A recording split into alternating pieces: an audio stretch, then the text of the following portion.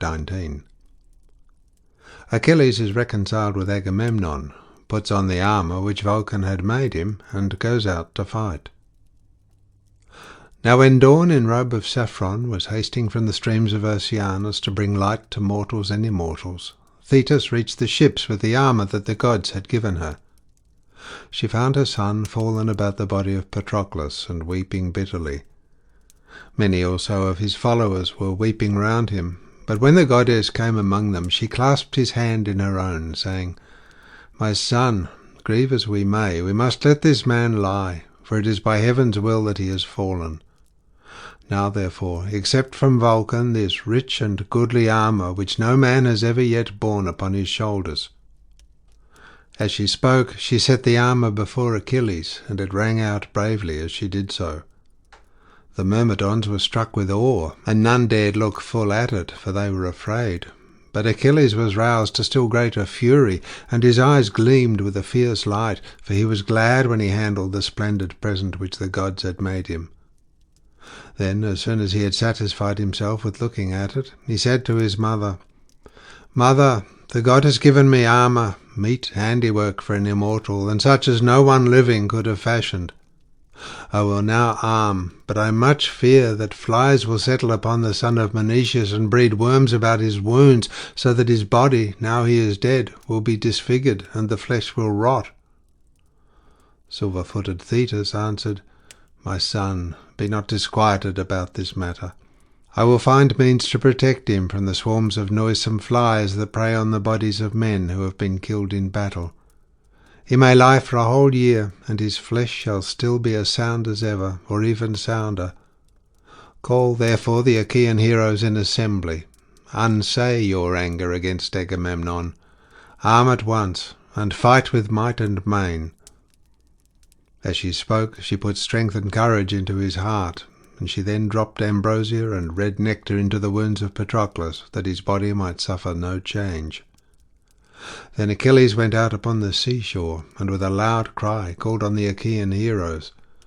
On this even those who as yet had stayed always at the ships, the pilots and helmsmen, and even the stewards who were about the ships and served out rations, all came to the place of assembly, because Achilles had shown himself after having held aloof so long from fighting.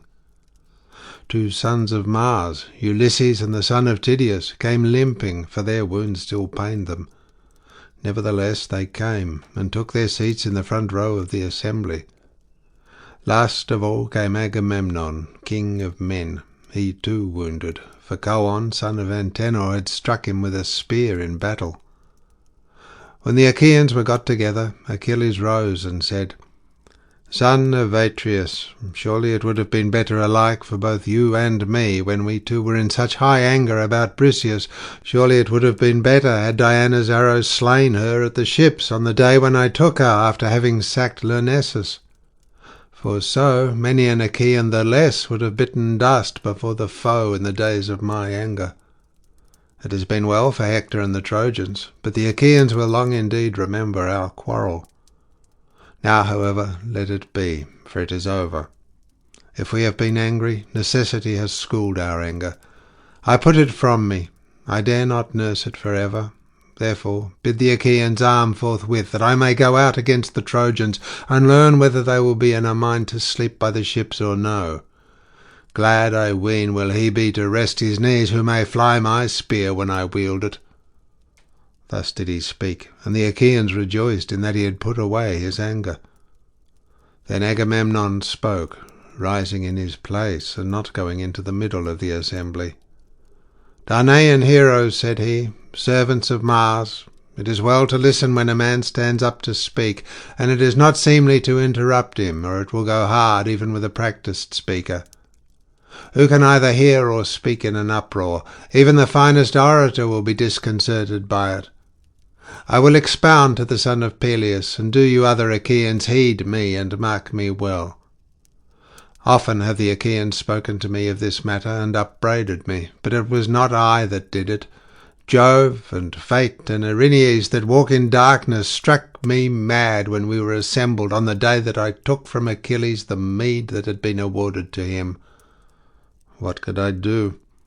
All things are in the hands of heaven, and Folly, eldest of Jove's daughters, shuts men's eyes to their destruction. She walks delicately, not on the solid earth, but hovers over the heads of men to make them stumble or to ensnare them. Time was when she fooled Jove himself, who they say is greatest, whether of gods or men. For Juno, woman though she was, beguiled him on the day when Alcmena was to bring forth mighty Hercules in the fair city of Thebes. He told it out among the gods, saying, "Hear me, all gods and goddesses, that I may speak even as I am minded. This day shall an Ilithuia, helper of women who are in labour, bring a man-child into the world, who shall be lord over all that dwell about him, who are of my blood and lineage." Then said Juno, all crafty and full of guile, "You will play false, and will not hold to your word.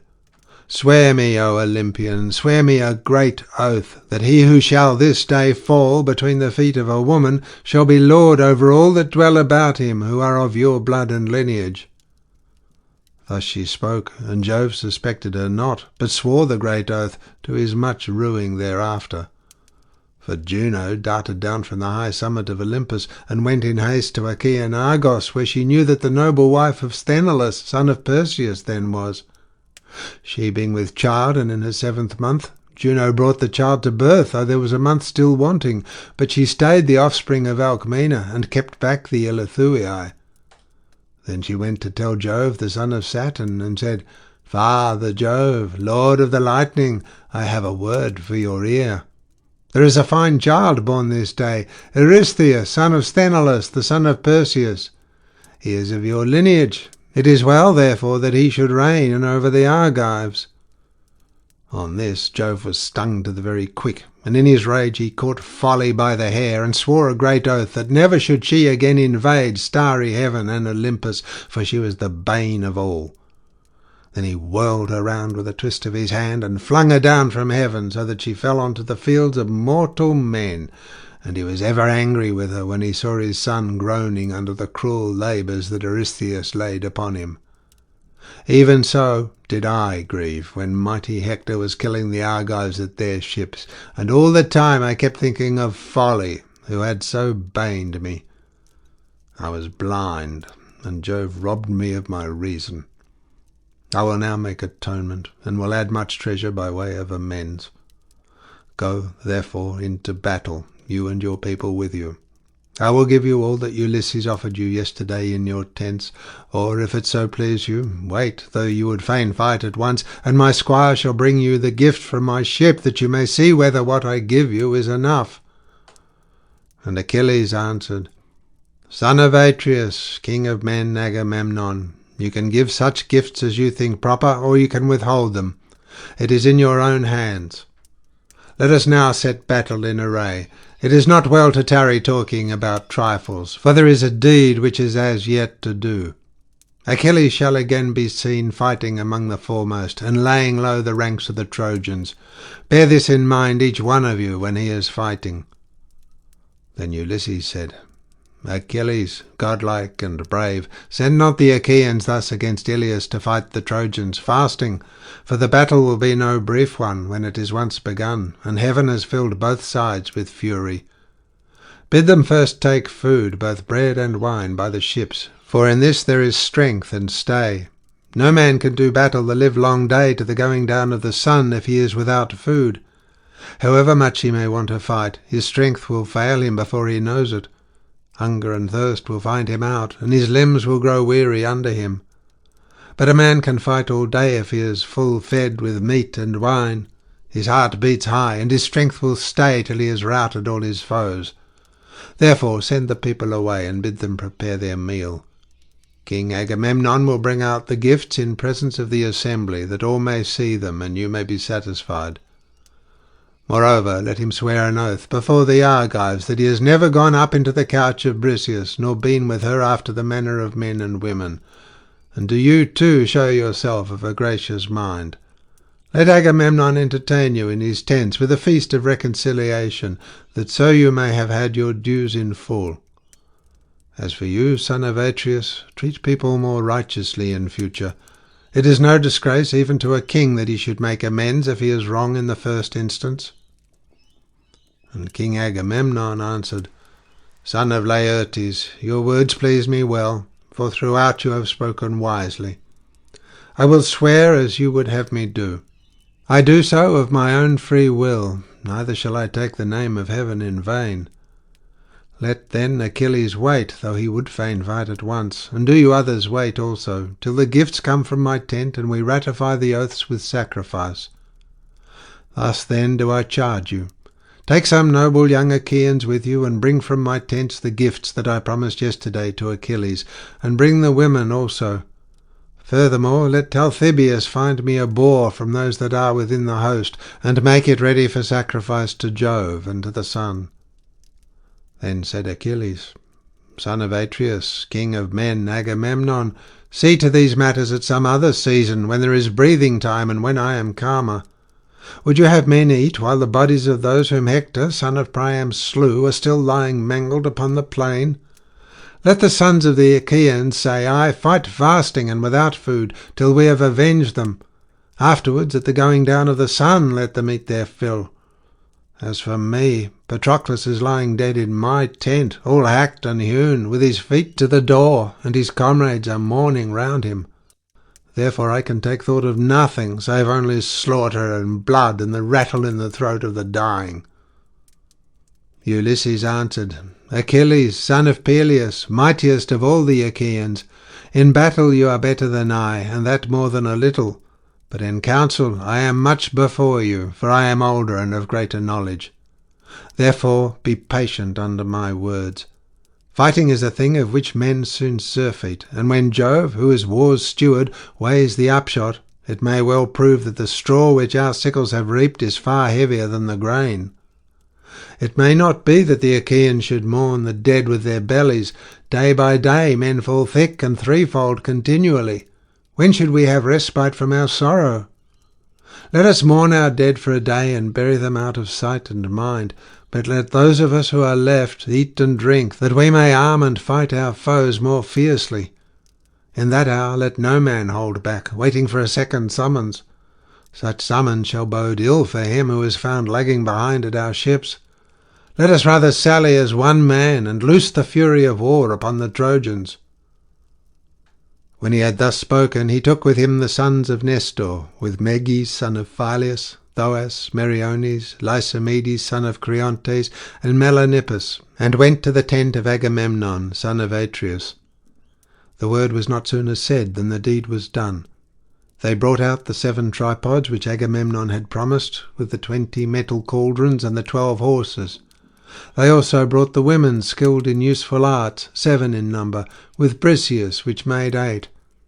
Ulysses weighed out the 10 talents of gold, and then led the way back, while the young Achaeans brought the rest of the gifts, and laid them in the middle of the assembly. Agamemnon then rose, and Talthybius, whose voice was like that of a god, came to him with the boar. The son of Atreus drew the knife which he wore by the scabbard of his mighty sword, and began by cutting off some bristles from the boar, lifting up his hands in prayer as he did so.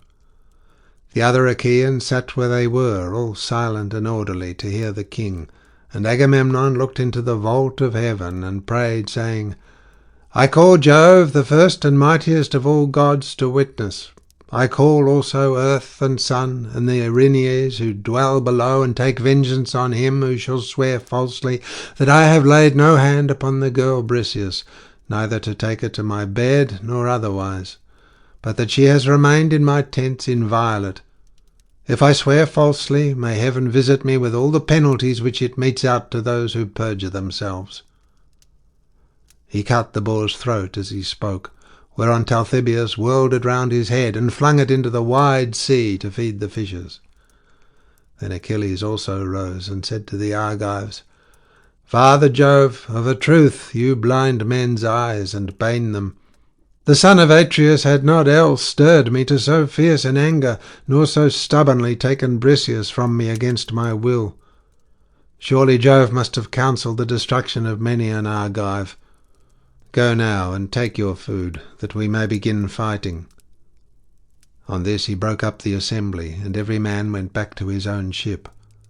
The Myrmidons attended to the presents, and took them away to the ship of Achilles. They placed them in his tents, while the stablemen drove the horses in among the others.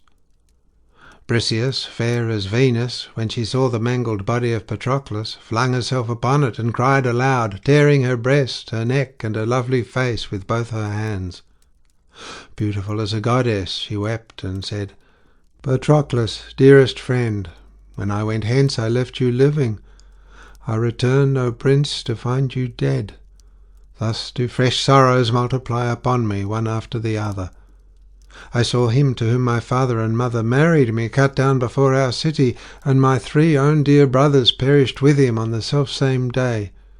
But you, Patroclus, even when Achilles slew my husband and sacked the city of noble Mynes, told me that I was not to weep, for you said you would make Achilles marry me and take me back with him to Phthia, where we should have a wedding feast among the Myrmidons. You were always kind to me, and I shall never cease to grieve for you."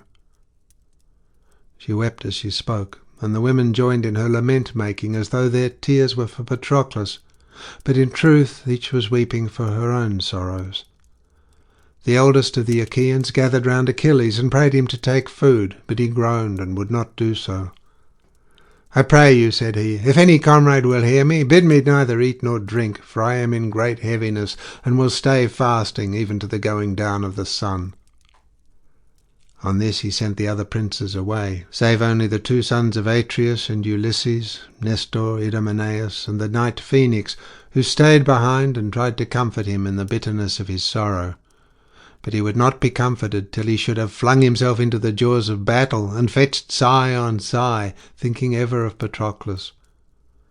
Then he said, "Hapless and dearest comrade, you it was who would get a good dinner ready for me at once and without delay when the Achaeans were hasting to fight the Trojans.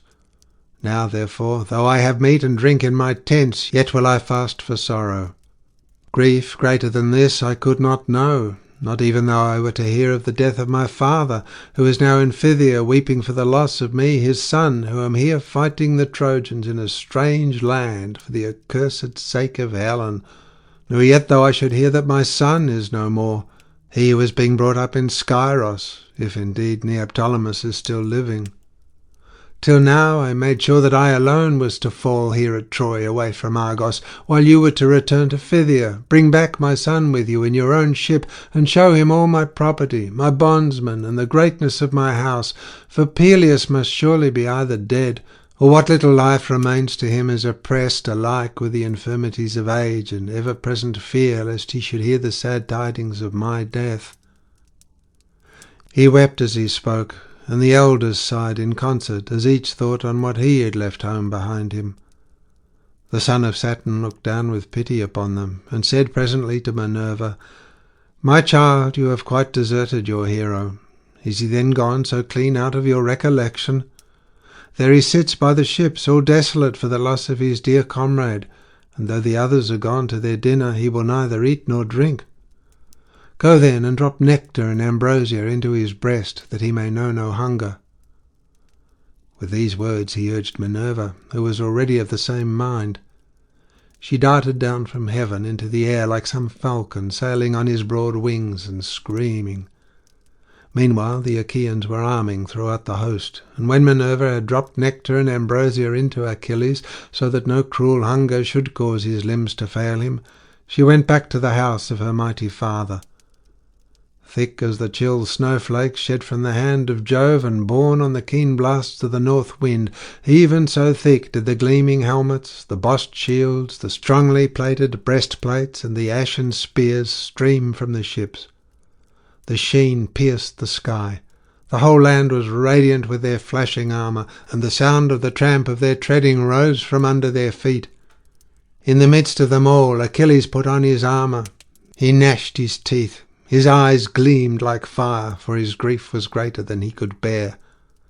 Thus then, full of fury against the Trojans, did he don the gift of the god, the armour that Vulcan had made him.